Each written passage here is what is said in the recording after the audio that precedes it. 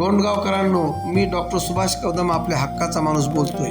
गंगा गोदावरी नदी दोथडी भरलेली असताना पात्रावर अलगद प्रवास करणाऱ्या हबप वैकुंठवासी नाईकबाबाच्या पदपर्शांनी पावन झालेलं आपलं गोंडगाव। गावातील कर्तृत्ववान तरुणांनी स्वकर्तृत्वावर गंगाखेड, परभणी, संभाजीनगर, परळी, पुणे, मुंबई या ठिकाणी शासकीय नोकरी आणि व्यवसायात आपलं मोठं स्थान निर्माण केलं आहे। 8 वर्षापूर्वी गोंडगावकरांनी कोणत्याही प्रलोभनाला बळी न पडता माझ्यासारख्या सर्वसामान्य माणसाला जिल्हा परिषदेच्या सभागृहात पाठवल्यामुळे जिल्हा परिषद गट आणि जिल्ह्यातल्या लाखो शेतकऱ्यांना हजारो रुपयाचा पीक विमा आणि अनुदान मिळवून देतात। वयोवृद्ध, भूमिहीन, कष्टकरी, निराधार, मोलमजूर, विधवा, परित्यक्त्या, दिव्यांगांना मानधन व पगार सुरू करतात। तरुणांना, बारा बलुतेदारांना मुद्रा लोन व विश्वकर्मा योजनेच्या माध्यमातून व्यवसायासाठी प्रशिक्षण, अनुदान आणि कर्ज उपलब्ध करून देता आले। गुणवत्तापूर्व शिक्षण देण्यासाठी शिक्षकांच्या पालकांच्या बैठका घेता आल्या। आर्थिकदृष्ट्या मागास बौद्ध समाज बांधवांच्या वस्तीत रस्ता करता आला। नाईकबाबा मंदिराच्या समोरून गावात जाणारा गट्टू रस्ता नाल्या करता आल्या। गावकऱ्यांच्या सुखादुःखात सहभागी होता आलं। राज्य शासनाच्या 25-15च्या निधीमधून कामे करता आली। या पुढच्या काळात आपण मला सांभाळणार आहात। पुढच्या 5 वर्षात संकटाच्या काळात शेतकऱ्यांना हक्काचा पीक विमा अनुदान मिळवून द्यायचं आहे। 12 बलुतेदार आणि भूमिहीनांना पंतप्रधान विश्वकर्मा मुद्रा लोन योजनेच्या माध्यमातून व्यवसायासाठी ट्रेनिंग, अनुदान आणि कर्ज उपलब्ध करून द्यायचे आहे। गावातील विधवा, परित्यक्त्या, वयोवृद्ध, निराधार,